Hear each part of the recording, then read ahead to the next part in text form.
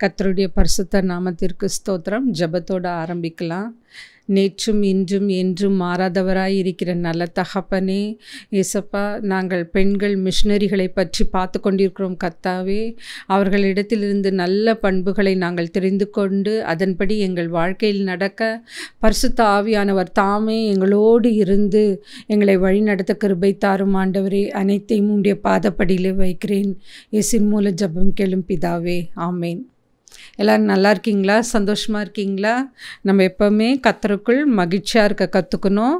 ஏன்னா நம்ம வாழ்க்கையில் எல்லாமே நடக்கும். எப்போவுமே நம்மளுக்கு நல்லதாகவே நடக்கும்னு சொல்ல முடியாது. கர்த்தராகிய இயேசு கிறிஸ்து எப்படி உலகத்தை ஜெயித்தாரோ அதே போல் நாமும் ஜெயம் கொள்ளுவோம். இன்றைக்கி பார்க்க போகிற பெண்மணி யாருன்னு பார்த்திங்கன்னா சாரா நவரோஜி.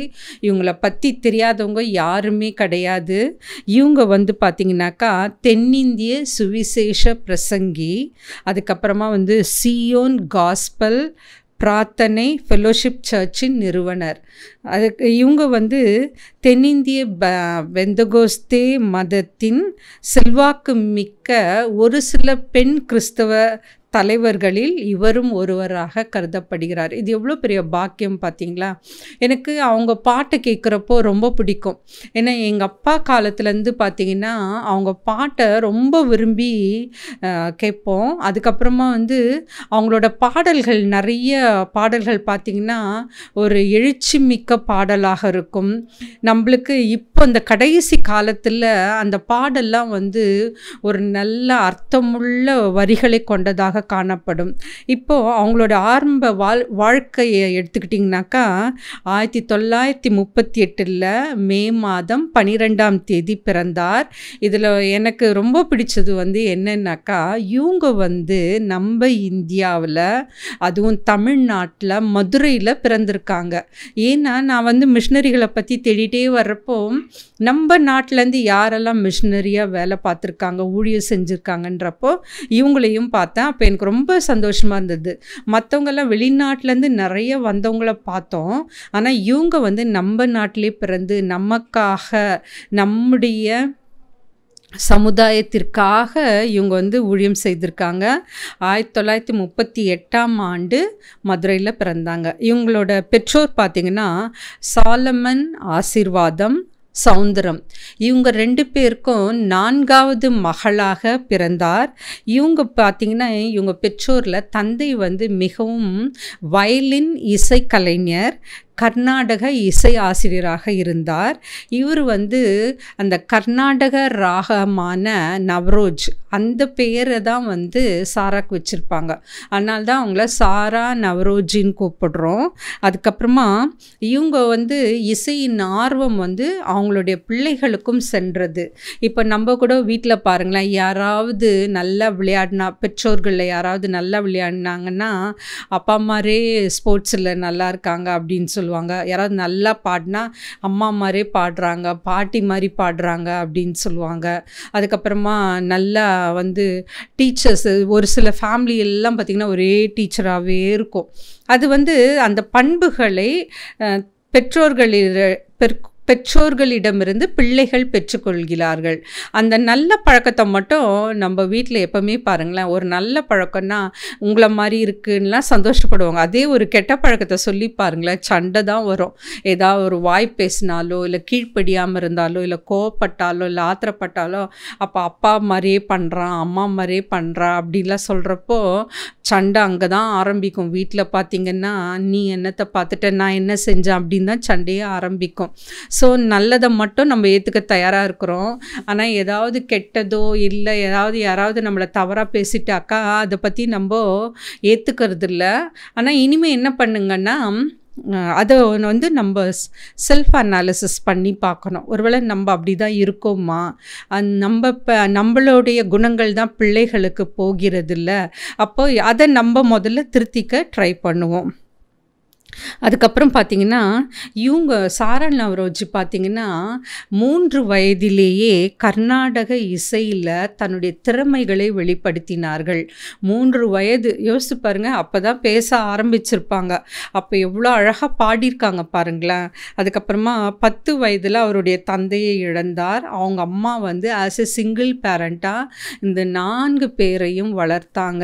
ஏன்னா, அந்த சிங்கிள் பேரண்ட்டா ஒரு குடும்பத்தை வளர்க்குறது வந்து இப்போ பணம் இருந்ததுன்னா கஷ்டம் எதுவும் தெரியாது. பணம் இல்லைன்னா அவங்க எவ்வளோ போராட்டம், எவ்வளோ டிஃபிகல்ட்டிஸ் எக்கனாமிக்கலாக, அதுக்கப்புறமா வந்து ஸ்பிரிச்சுவலாக, அப்புறம் உலக ரீதியாக எவ்வளோ கஷ்டப்பட வேண்டியிருக்குன்றத அது அனுபவப்பட்டவங்களுக்கு தான் தெரியும்.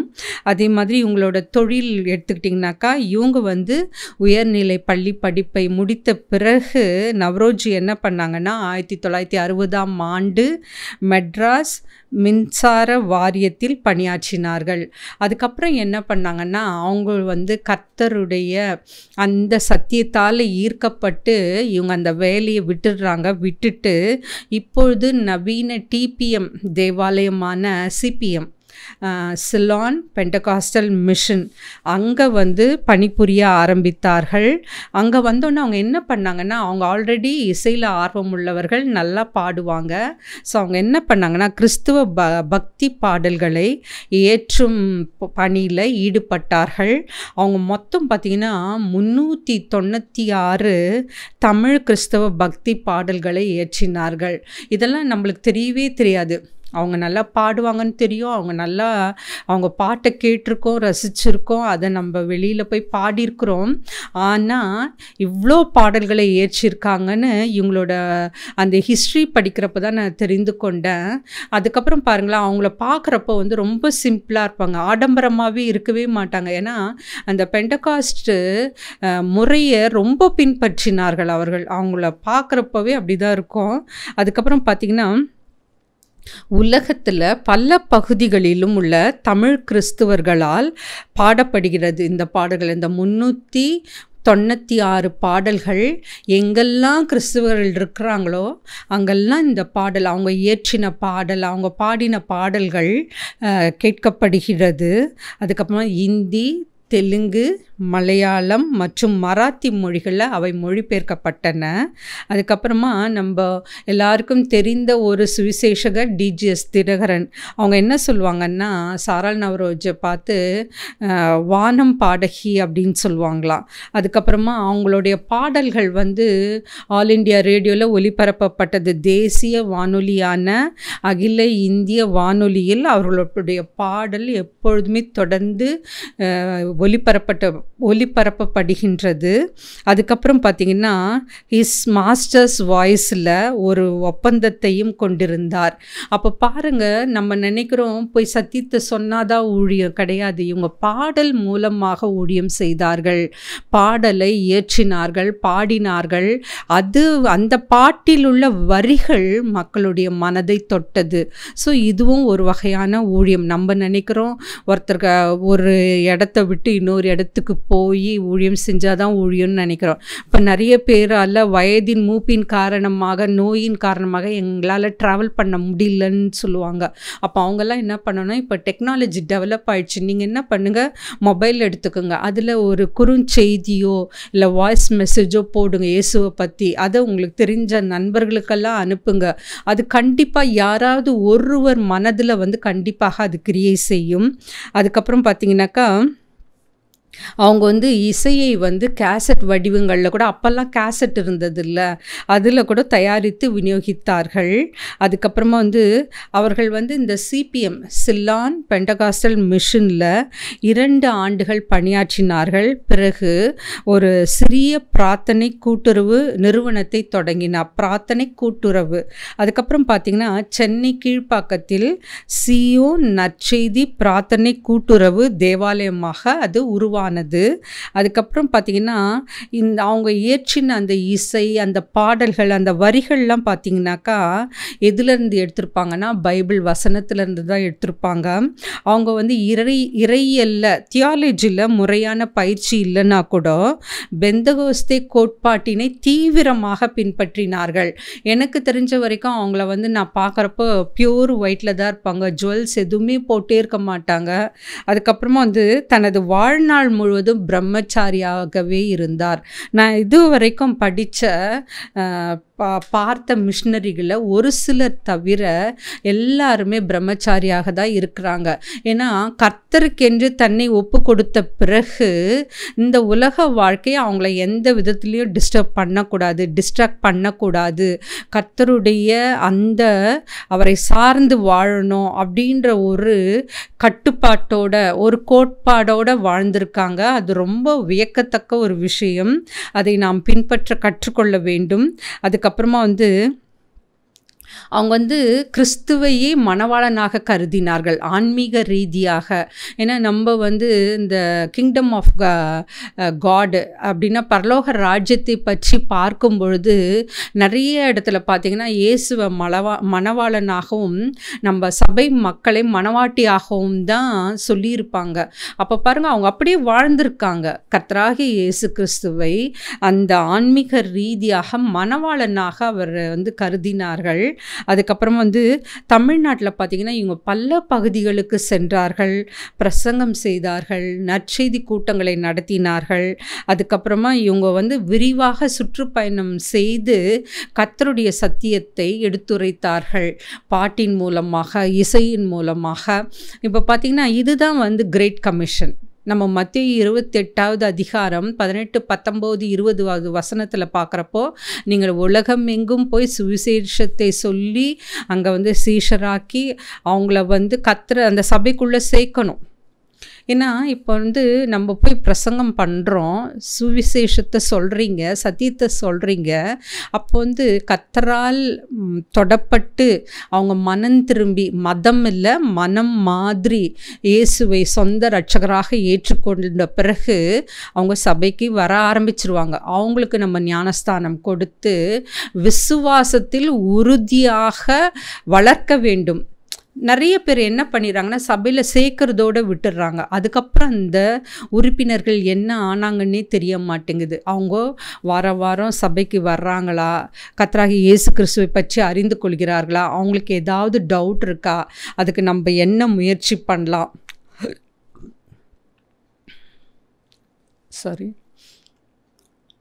அவங்களுக்கு வந்து நம்ம என்னெல்லாம் சொல்லித்தரலாம்.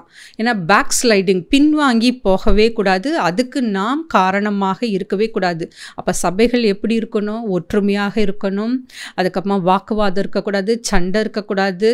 இப்போ இனிமேல் வேறு எலெக்ஷன் டைம் வேறு வரும். அப்போ பார்த்திங்கன்னா சபை ரெண்டாக பிளவுபட்டு அதில் வந்து ஒரே போட்டி இருக்கும். எனக்கு அதை பார்க்குறப்பெல்லாம் ரொம்ப மனது வருத்தமாக இருக்கும்.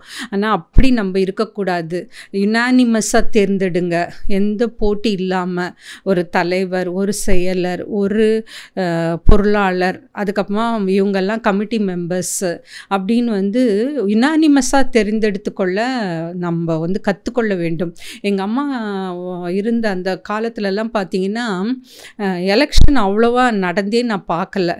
எல்லாம் வந்து சொல்லுவாங்க, பேர் குறிப்பிடுவார்கள், ஓட்டு அப்படியே கேட்பாங்க, அப்படியே முடிஞ்சிடும். அது அங்கே வந்து சண்டையே இருக்காது. ஏதாவது ஒரு கருத்து வேறுபாடு இருந்தால் அப்போவே சொல்லி அதோடு முடிச்சுடுவாங்க. நம்மளும் அந்த மாதிரி தான் கற்றுக்கணும். நம்ம பெரியவங்களிடத்துல, வயது முதியவர்களிடத்துலேருந்து நல்ல பண்புகள் நிறையா இருக்கும்.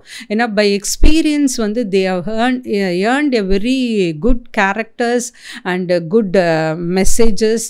அவங்கக்கிட்டேருந்து அதெல்லாம் நம்ம கேட்டு தெரிஞ்சுக்கணும். ஐயோ அவங்கக்கிட்ட போய் எப்படி கேட்குது அப்படிலாம் நீங்கள் வந்து இது பண்ணாதீங்க. ஏன்னா பெரியோர்கள் வந்து சபை சிறியவர்களை வளர்க்கணும்.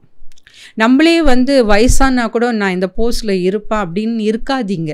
ஏன்னா அரசியல் வேறு, நம்ம கிறிஸ்துவ வாழ்க்கை வேறு. நம்ம வந்து ஒதுங்கி கொண்டு சிறியவர்களை, வாலிபர்களை ஊக்குவிக்க வேண்டும். நானே கடைசி வரைக்கும் படுத்துட்டு இருந்தாலும் கடைசி வரைக்கும் நான் போஸ்ட்டில் இருக்கணும் அப்படின்லாம் நினைக்காதீங்க. ஏன்னா நம்ம தள்ளி ஒதுங்கி நின்று அவர்களை ஊக்குவித்து அவர்களும் வரட்டும்.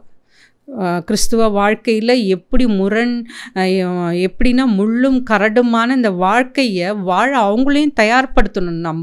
நம்ம மட்டும் கற்றுக்கிட்டு நம்ம மட்டும் நல்லா இருந்துட்டு நம்ம மட்டும் பரலோக ராஜ்யத்துக்கு எடுத்துக்கொள்ளப்படணும்னு அந்த மாதிரி செல்ஃபிஷாக இருக்கவே கூடாது. மற்றவங்களுக்கும் இந்த ரகசியத்தை நாம் சொல்லித்தர வேண்டும். அதுக்கப்புறம் பார்த்திங்கன்னா 1969 மற்றும் 1975 இந்த இடையில் பார்த்திங்கன்னா சென்னையில் 7 to 10 நாட்கள் நற்செய்தி கூட்டங்களை நடத்தினார். இதுதான் நான் படிக்கிற காலத்துலலாம் நான் சென்னையில் படித்தேன். அப்போ பார்த்திங்கன்னா நற்செய்தி கூட்டங்கள் நிறைய நடக்கும். இப்போ தான் நம்ம எல்லாம் வீட்டில் உட்காந்துட்டு ஹாயாக உட்காந்து டிவியில் எல்லாத்தையும் பார்த்துறோம், எல்லா மெசேஜும். அது எத்தனை நாள் நடக்குதோ அத்தனை நாளும் வந்து டிவியில் போட்டு காமிச்சிடுறாங்க. அப்போல்லாம் வந்து அந்த இடத்துக்கே போவாங்க. இப்போ வந்து டிஜிஎஸ் தினகரன் மெசேஜ் எல்லாம் மெரினா பீச்சில் நடக்கும். அந்த மாதிரி நிறைய பேரோட கூட்டங்கள் வந்து மெரினா பீச்சில் அப்படி நடந்தது தான் சாரா நவரோஜோட மீட்டிங்கு மெரினா பீச்சில் கடற்கரையில். பார்த்திங்கன்னா அந்த 7 to 10 நாட்கள் அவ்வளோ வல்லமை மிகுந்ததாக காணப்படும். அவங்களோட சத்தியம் சொல்கிற வசனமாக இருக்கட்டும், பாடல்கள்லாம் ரொம்ப எழுப்புதலாக இருக்கும். அப்படியே அங்கே போனோம்னாக்கா நம்மளை வந்து இந்த உலக கவலைகள் நம்மளை ஆக்கிரமிக்காது. ஃபுல்லாக எப்பவுமே காட்ஸ் ப்ரெசன்ஸை உணர்ந்து கொண்டு அவரை துதிப்பதிலும் அவரை ஸ்தோத்தரிப்பதிலும் அவருடைய சத்தியத்தை கேட்பதிலும் அதன்படி நடப்பதிலும் தான் நம்மளோட கவனம் ஃபுல்லாக அதில் தான் சேரும். அதை முடிச்சுட்டு வீட்டுக்கு வரப்போ தான் வீட்டோட பிரச்சனைகளோ இல்லை வீட்டோட மற்ற காரியங்களை நம்ம செய்வோம். அப்போது சிறு சிறு கஷ்டங்கள் இருக்க தான் செய்யும். அதெல்லாம் நம்ம எப்போ கர்த்தரை சார்ந்து வாழ்கிறோமோ, கர்த்தரை நம்பி வாழறோமோ, அப்போ இதெல்லாம் கர்த்தர் பார்த்து கொள்வார். கர்த்தர் நமக்காக எல்லா காரியத்தையும் செய்வார். நம்ம அதை மறக்கவே கூடாது. ஒரு சிலர் என்ன பண்ணுறாங்கன்னா, கிறிஸ்துக்குள்ளே வர்றாங்க, அந்நிய தேவர்களையும் நமஸ்கரிக்கிறாங்க, அவங்களையும் வணங்குறாங்க, கிறிஸ்துவையும் வணங்குறாங்க. அது ஒன்று மட்டும் தெரிஞ்சுக்கோங்க, நம்ம அந்நிய தேவர்களை நாடி செல்லும் பொழுது நம்ம கர்த்தராக இயேசு கிறிஸ்துவை பார்த்தோம், வணங்குறோம், அவர்கிட்ட ப்ரேயர் பண்ணுறோம். ஆனால் அந்த அந்நிய சக்திகள் நம்மளுடைய ஜெபங்கள் கர்த்தர் சன்னிதானத்தில் போய் எட்டாதவாறு அது தடை செய்கிறது, அந்த பரிசுத்தத்தை குலைத்து போடுகிறது. அது புரியவே மாட்டேங்குது. நான் இப்போ கூட வேலை செய்கிறவங்ககிட்ட கூட சொல்லுவேன், இப்போ நீங்கள் போகிறீங்களே கோயிலுக்கு, அந்த கோயிலில் இருக்கிற அந்த சிலைகள் உங்கள்கிட்ட என்றைக்காவது பேசியிருக்கான்னு கேட்டேன். அதுக்கப்புறமா இவ்வளோ பிரச்சனையை போய் சொல்கிறீங்களே, ஏதாவது உங்களுக்கு நல்லது நடந்திருக்குதா அப்படின்னு கேட்டிருக்கேன். நான் அவங்கள மனதார புண்படுத்தவும் கூடாது, ஆனால் அவங்க செய்கிறது தவறுன்றதும் எடுத்து சொல்லணும். ஏன்னா நம்ம அவங்க என்னமோ பண்ணிட்டு போகிறாங்க அப்படின்னு இருக்கக்கூடாது. நம்மளால் முடிந்த வரைக்கும் அவர்கள் ஏற்றுக்கொள்கின்ற விதமாக பொறுமையாக எடுத்து சொல்ல கற்றுக்கணும். அதுக்கப்புறம் பார்த்திங்கன்னா தமிழ் புலம்பெயர்ந்தோர் வசிக்கும் பல நாடுகளுக்கும் அவர் பயணம் செய்தார். ஏன்னா அவங்க மதுரையில் பிறந்தாங்க, அப்போ தமிழ் ஆள். அப்போ என்ன பண்ணாங்கன்னா, எங்கெல்லாம் தமிழ் மக்கள் வாழ்கின்றார்களோ அங்கெல்லாம் போய் சுவிசேஷத்தை சொன்னாங்க, பாட்டு பாடினாங்க, இசையமைத்தார்கள். இதெல்லாம் எவ்வளோ பெரிய பாக்கியம் பாருங்களேன். நம்மளை இங்கேருந்து ஒரு பக்கத்து வில்லேஜுக்கு கூப்பிட்டாங்கன்னா நம்ம என்ன சொல்கிறோம், ஐயோ எங்களால் முடியாது, எங்களுக்கு டிரான்ஸ்போர்ட் அரேஞ்ச் பண்ணி தரீங்களா, எங்களுக்கு சாப்பாடு அரேஞ்ச் பண்ணி தரீங்க, இப்படி தான் நம்ம கேட்குறோம். ஆனால் எப்போ நம்ம கர்த்தருடைய சத்தியத்துக்கு முக்கியத்துவம் தரமோ மற்றதெல்லாம் ஆடட் ஆன், அது தானாகவே அமையும். நம்ம அதை பற்றி நம்ம உடல் நலம் குறைவாக இருந்தால் கூட கவலைப்படாதீங்க. ஐயோ எனக்கு பிபி இருக்குது, சுகர் இருக்குது, ஹார்ட் ப்ராப்ளம், கேன்சரு, அதுக்கப்புறம் கண்ணு சரியாக தெரியல, அதுக்கப்புறம் சரியாக பேச வரல, அதெல்லாம் யோசிக்காதீங்க. உங்களுக்கு அந்த கர்த்தருடைய சத்தியத்தை தைரியமாக எடுத்துரைக்கின்ற அந்த பழக்கம், அந்த ஒரு தைரியம் இருந்தால் போதும். மற்றதெல்லாம் கர்த்தர் பார்த்து கொள்வார். என்ன போராட்டம் இருந்தாலும் நீங்கள் அதை பற்றி கவலைப்படுங்க. ஏசப்பா உம்முடைய சத்தியத்தை சொல்ல நான் இன்னைக்கு போகிறேன், எனக்கு பரிசுத்த ஆவியானவர் தான் என்னோட கூட இருந்து எனக்கு பலம் தரணும் அப்படின்னு ஜெபிச்சுட்டு போங்க. போய் எல்லா காரியங்களையும் செய்யுங்க. கர்த்தர் கண்டிப்பாக உங்களுக்கு வெற்றியை தருவார். அதுக்கப்புறம் பார்த்திங்கன்னா பல பாடல் வரிகள் பார்த்திங்கன்னா அவங்க பைபிள் வசனங்களிலிருந்து நேரடியாக எடுத்திருக்கிறாங்க. அதுக்கப்புறம் நீதியான வாழ்க்கை வாழ்வதற்கான தெய்வீக மற்றும் தெய்வீக ஞானத்தை அவை கொண்டுள்ளன. அதுக்கப்புறமா பாடல்கள் பைபிள் வசனங்களை உருவகங்களாக வெளிப்படுத்தின. சாதாரண மக்கள், படிக்காதவர்கள் கூட எளிதாக தொடர்பு படுத்தி புரிந்து கொள்ள முடியும். இது ரொம்ப முக்கியம். நம்ம இந்த ஆவியின் வரங்கள் பார்த்திங்கன்னா ஒரு சிலர் அந்நிய பாஷையில் பேசுவாங்க. அப்போ கூடி இருக்கிறவங்களுக்கு அது புரியாது. அப்போ ஒருத்தர் அதை இன்டர்பிரேட் பண்ணணும், அதனுடைய அர்த்தத்தை எடுத்து சொல்லணும். அது ஒருத்தருக்கு ஒரு வரமாக கர்த்தர் கொடுத்துருக்காரு. அப்புறம் இந்த பைபிள் வசனத்தை பார்த்திங்கன்னா பைபிளில் நிறைய ஓமைகள் இருக்கும். அதெல்லாம் நிறைய பேருக்கு புரியாது, அதை எடுத்து சொல்லணும் நம்ம. அப்போது இந்த பாடல் வரிகள் எப்படி இருக்குன்னாக்கா அந்த பைபிள் வசனங்களை கூட புரிந்து கொள்ளும் விதத்தில் சாதாரண மக்கள், படிக்காதவர்கள் கூட புரிந்து கொள்ளும் விதமாக அமைந்துள்ளது. இது எவ்வளோ பெரிய கிஃப்ட் பாருங்களேன், அவங்களுக்கு கிடைச்ச கர்த்தருடைய கிருபை அது. ஏன்னா அந்த மாதிரி ஒரு பாடல் வரிகளை அவங்களால எழுத முடியுதுன்னா பரிசுத்த ஆவியானவர் அவங்களோட எவ்வளோ இடைப்பட்டிருப்பாங்க. அவங்க அந்த வாழ்க்கையை எப்படி ஒரு நீதியான வாழ்க்கையை வாழ்ந்தாங்கன்றது தான் ரொம்ப முக்கியம். அதுக்கப்புறம் பார்த்திங்கன்னா அவர்களுடைய ஊழியத்தின் விளைவாக இப்போ பார்த்திங்கன்னா நிறைய முன்னணி கிறிஸ்தவர்கள் தலைவர்கள் இருக்கிறார்கள், கிறிஸ்துவ தலைவர்கள். ஏன்னா அவங்க பாடலை கேட்டவங்க, அவங்க இசையை கேட்டவங்க, அந்த வரிகளை உணர்ந்தவர்கள் எல்லாமே பார்த்திங்கன்னா நிறைய இப்போது கிறிஸ்தவ முன்னணி தலைவர்களாக இருக்கின்றார்கள். அதுக்கப்புறமா அவருக்கு இதனால் நிறைய அங்கீகாரம், விருதுகள் கிடைத்தன. 1998 அமெரிக்காவில் ரோட் தீவில் உள்ள சர்வதேச சர்ச் மேலாண்மை நிறுவனம் கிறிஸ்துவ பக்தி இசைக்கு நவரோஜின் பங்களிப்பை அங்கீகரித்ததோடு மட்டுமல்லாமல் கௌரவ தெய்வீக பாடகர், அவங்க அந்த டாக்டர் பட்டத்தை தந்தார்கள். கௌரவ தெய்வீக டாக்டர் பட்டத்தை கொடுத்து அவர்களை கௌரவித்தது. அது எவ்வளோ ஒரு சந்தோஷமான விஷயம் இல்லை? நம்ம கூட இந்த உலக பிரகாரமாக நம்ம நிறைய படிக்கலாம், பிஹெச்டி பண்ணலாம், பிடிஎஃப் பண்ணலாம், இன்னும் நிறைய காரியங்களை செய்யலாம்.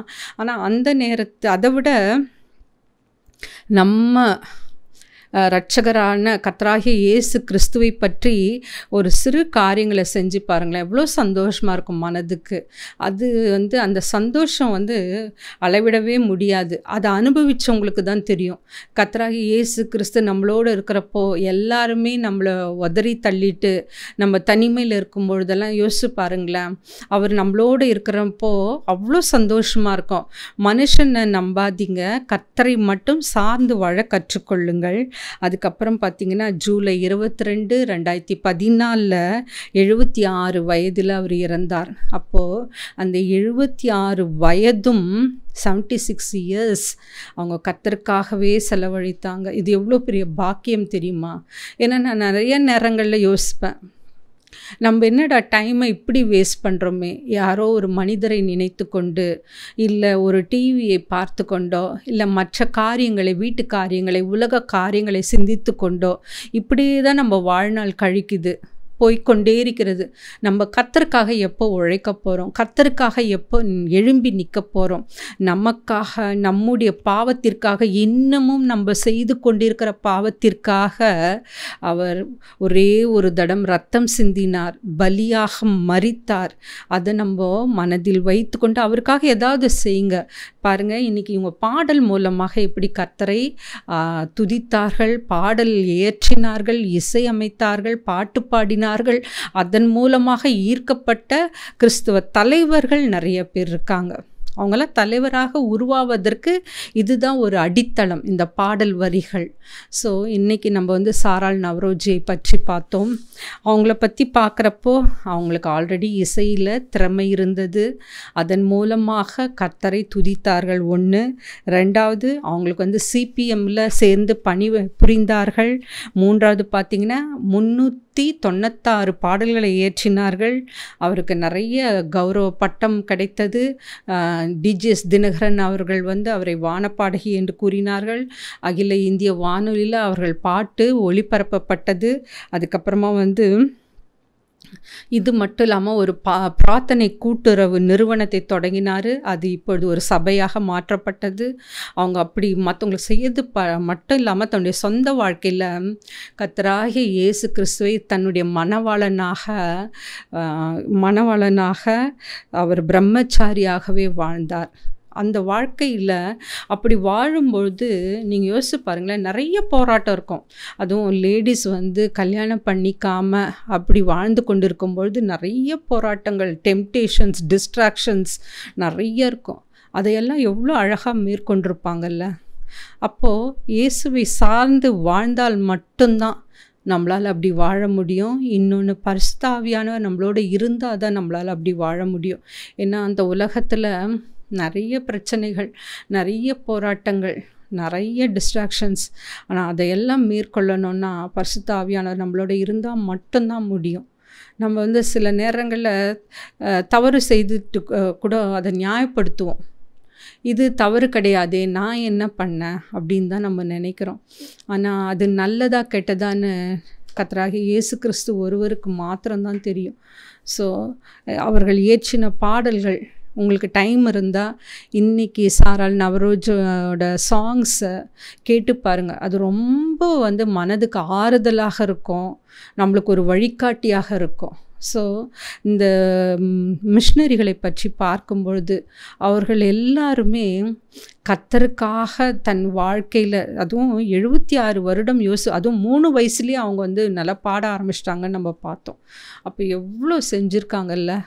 அதெல்லாம் பார்த்தா சம்டைம்ஸ் எனக்கு பொறாமையாக கூட இருக்கும். அப்போ எவ்வளோ உழைச்சிருக்காங்க, எவ்வளோ கர்த்தருக்காக செஞ்சுருக்காங்க. நம்ம என்ன செஞ்சோம்? கர்த்தர் அதை தான் கேட்பார். உனக்காக நான் மரித்தேனே, எனக்காக நீ என்ன செய்தாய்? ஸோ இன்றைக்கி நம்ம முடிவெடுக்கலாம். நம்மளால் முடிந்த ஏதாவது ஒரு சிறு காரியம், ஆத்துமாக்களை ஆதாயப்படுத்துறதோ, இல்லை பாடல் பாடுறதோ, இல்லை இசை அமைக்கிறதோ, இல்லை சத்தியத்தை சொல்கிறதோ, இல்லை குறுஞ்செய்தியை அனுப்புகிறதோ, இல்லை மற்றவர்கள்கிட்ட அவர்களுடைய கவலைகளை பகிர்ந்து கொண்டு அவர்களுக்கு சத்தியத்தை எடுத்து சொல்கிறது, ஏதோ ஒரு காரியம். இல்லை என்னால் பணம் அனுப்ப முடியும், எனக்கு அந்த திராணி இருக்குது அப்படின்றவங்க அதன் மூலமாக கூட ஊழியக்காரரை தாங்கலாம். ஸோ ஜெபிக்கலாமா? ஸ்தோத்திரம் ஆண்டவரே, ஸ்தோத்திரம் கர்த்தாவே. எங்கே 2-3 பேர்கள் சேர்ந்து உமது நாமத்தை துதிக்கின்றார்களோ அவர்கள் மத்தியில் வருவேன் என்று வாக்களித்த நல்ல தகப்பனே, ஏசப்பா, இதோ நாங்கள் பெண்கள் மிஷனரிகளை பற்றி பார்த்து கொண்டிருக்கிறோம் ஆண்டவரே. ஏசப்பா, அவர்கள் தங்களுடைய வாழ்க்கையை தியாகம் செய்திருக்கிறார்கள் ஆண்டவரே. நாங்கள் வீட்டில் ஒரு சின்ன காரியத்தை செஞ்சுட்டு நான் எவ்வளோ பெரிய தியாகத்தை செஞ்சிட்டேன் அப்படின்னு சொல்கிறோம். ஆனால் அவங்க இதுவரைக்கும் இந்த மிஷனரிகள் எந்த இடத்துலையும் தன் புகழ்ச்சிக்காகவோ பெருமைக்காகவோ பாடுபட்டதா எந்த இடத்துலையுமே குறிப்பிடப்படலை ஏசப்பா.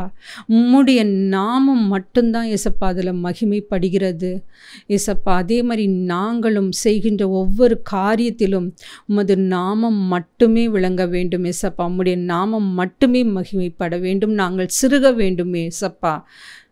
பெருமை இருக்கவே கூடாது ஆண்டவரே.